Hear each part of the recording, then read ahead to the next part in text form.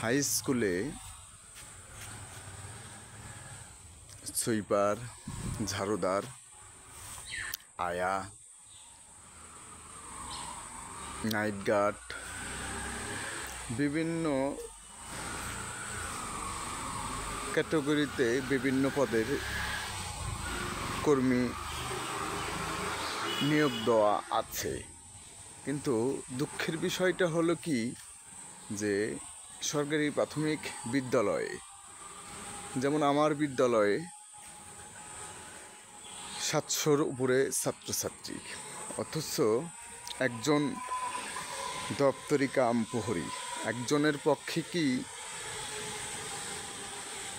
এত বড় বিদ্যালয় পরিষ্কার পরিচ্ছন্নতা রাখা সম্ভব? আমার মতন হাজারো দপ্তরি কাম প্রহরীরা 11-12 বছর ধরে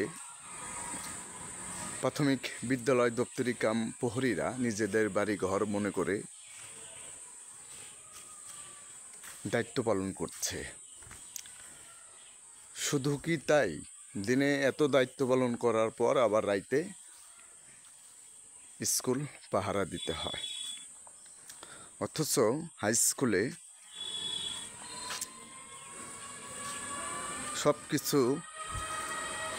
সব পদের নিয়োগ দেওয়া হয়েছে। প্রাথমিকে একজন দপ্তরি, অথচ এ বিষয়ে আমাদের কষ্টের কথাগুলো কেউ তো বলেও না।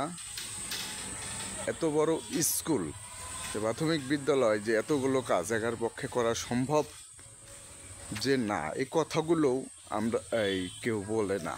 আমরা তো অনেক কষ্ট করি, আমরা আসলে পারি না।